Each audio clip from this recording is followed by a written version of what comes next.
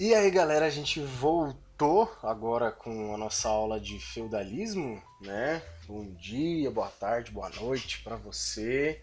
Espero que você tenha visto o primeiro vídeo, né? Senão você não vai entender muita coisa. Mas é isso, a gente volta a discutir o feudalismo. A gente falou numa primeira aula sobre a formação essencial do feudalismo, né? A gente relacionou com as invasões dos vikings, dos muçulmanos, dos húngaros, né? Intensificando um processo de ruralização que vai diminuir a autoridade monárquica e aumentar a autoridade local, isso dando aí a formação do feudalismo, tá bom?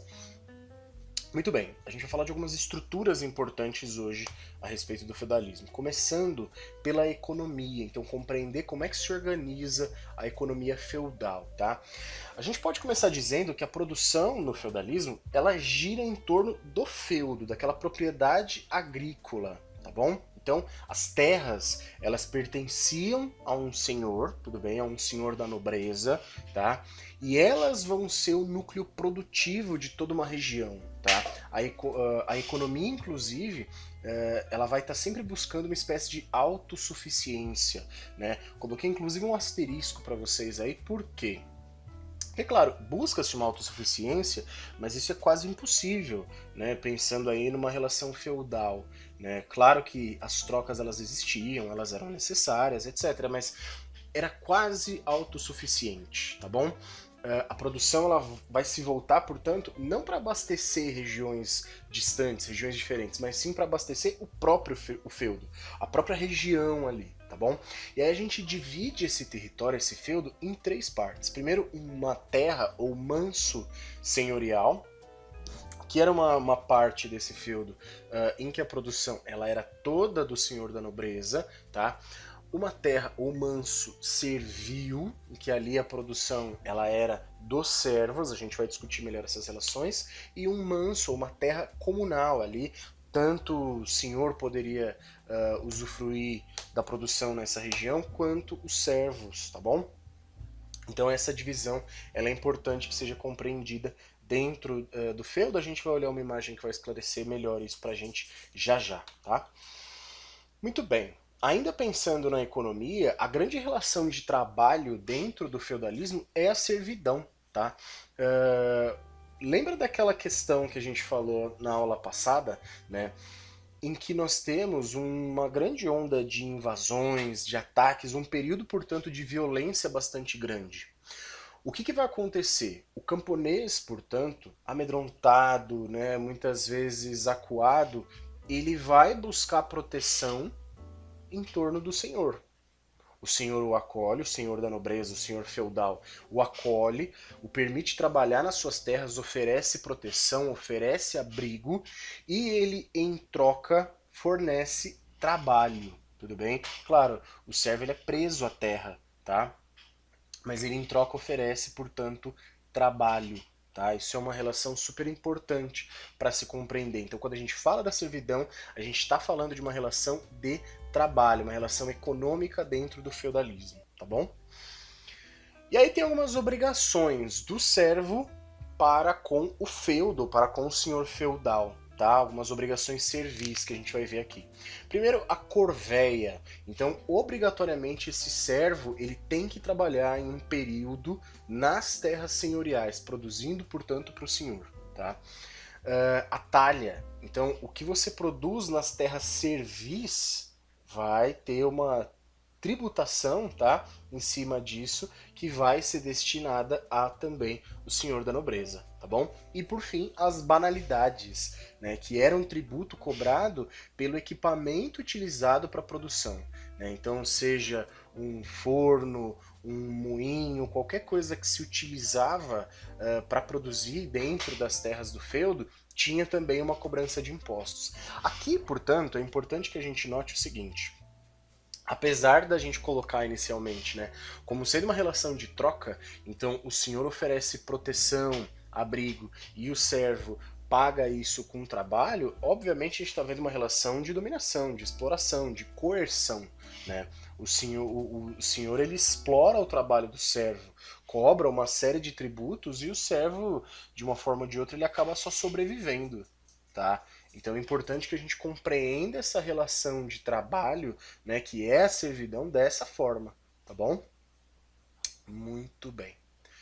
Aqui a gente tem um exemplo de feudo, então vocês podem notar mais aqui em cima o castelo, ele sendo todo murado, né, como eu disse, a base de proteção do feudo.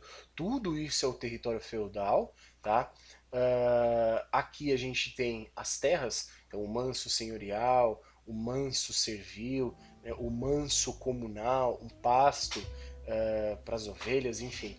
Aqui as vilas, né, onde os servos viviam. A gente tem também o local da igreja, né?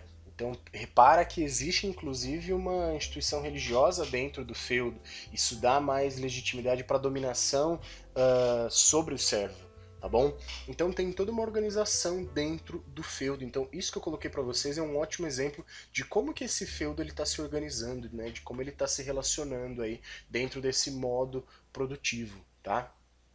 Mas o feudalismo ele também implica no surgimento de uma sociedade estratificada, uma sociedade que a gente chama de estamental, né? Que um dia você vai ouvir falar de novo quando a gente discutir a Revolução Francesa, lá no começo do segundo ano, mas que é importante que a gente compreenda o seguinte: nessa sociedade, ela se baseia na religião, né? A religião é a grande justificativa desse modelo de sociedade, e ela vai atribuir funções a grupos específicos. Então, o grupo mais importante, se a gente está falando de uma sociedade extremamente religiosa, claro que vai ser o clero, tá? Então, no topo dessa pirâmide, a gente costuma organizar como uma pirâmide, né? No topo dessa pirâmide, portanto, nós temos o clero. Então, as pessoas que estão ligadas à igreja, que cumprem funções religiosas, né? O clero é aquele que ora, aquele que faz, portanto, a conexão entre o divino com o que é terreno, né? O nosso mundo com o mundo espiritual, tá bom? Numa segunda camada, ou num segundo estamento, né, nós temos a nobreza. Então, os senhores da nobreza que têm a função de lutar, né? Então, aquele que luta, aquele, portanto, que defende essa estrutura de sociedade. E se a gente tem alguém que faz a conexão com o plano espiritual, e a gente tem alguém que vai fazer a defesa, né, militar dessa sociedade, tanto que só os nobres se tornavam cavaleiros, só os nobres lutavam, a gente tem que ter alguém que produza, e essa era a função do camponês. O camponês, portanto, é aquele que trabalha, tá? Então, a gente tem uma sociedade que se organiza dessa forma, se organiza como uma espécie de pirâmide, né? Inclusive, vai conceder, já que tem funções diferentes, vai conceder direitos diferentes para cada um desses grupos, tudo bem? Então é importante que a gente compreenda que o feudalismo ele vai ser gerador de uma sociedade estratificada, né, em que cada grupo específico tem os seus direitos específicos ou privilégios, né? Tem gente que compreende isso, claro, como privilégios também, tá? E aí chegamos num ponto importante que é a política. Bom, a gente tem uma relação política muito importante que é a relação de suzerania e vassalagem, ou só relação de vassalagem, que basicamente é uma relação de fidelidade entre nobres, tá? Não se esqueçam disso. Ela acontece entre nobres, em que um vassalo, né, um dos nobres, ele jura fidelidade a um outro nobre. E esse outro nobre, o suzerano, ele cede terras em retribuição. Então quem está concedendo as terras é o suzerano. Quem recebe essas terras e está lá jurando fidelidade, lealdade a quem doou, é o vassalo. Isso é uma relação um pouquinho complexa, né? Pelo seguinte, vamos supor que eu tenha recebido terras do rei, né? Rei da França Ocidental, por exemplo, que a gente viu numa das nossas últimas aulas. Eu recebi terras, mas eu posso doar uma parte dessas terras para uma outra pessoa. E eu vou me tornar suzerano dessa pessoa. Mas ao mesmo tempo, eu continuo sendo vassalo do rei. Então, simultaneamente, um nobre ele pode ser suzerano e vassalo. Você é suzerano de alguém e você é vassalo de outra pessoa. tudo bem? Isso implica em relações de fidelidade, tudo bem? Numa expedição militar, numa guerra, num período de calamidade, você tem que fornecer ajuda, né? O suzerano e o vassalo, eles têm essa ideia de retribuição mútua, um tem que ajudar o outro, tá? Então é importante aí compreender a relação de suzerania e vassalagem como sendo uma relação política de fidelidade entre nobres, tá bom? Temos aqui inclusive um quadro, né, representando esse juramento de fidelidade. Então você tem ali o rei sentado, né, e um outro nobre de joelhos jurando fidelidade à sua figura, e ele, claro, vai receber uma retribuição em terras por isso, tá? Lembrando que terras são um sinal de produtividade, um sinal de poder, inclusive. Então repara como a política ela está relacionada diretamente com a economia feudal, né? Então são coisas que se conversam o tempo todo, tá? Super importante que a gente note esse ponto, então. E aí um trechinho de um livro super interessante, tá inclusive aqui na minha mesa, vou mostrar para vocês.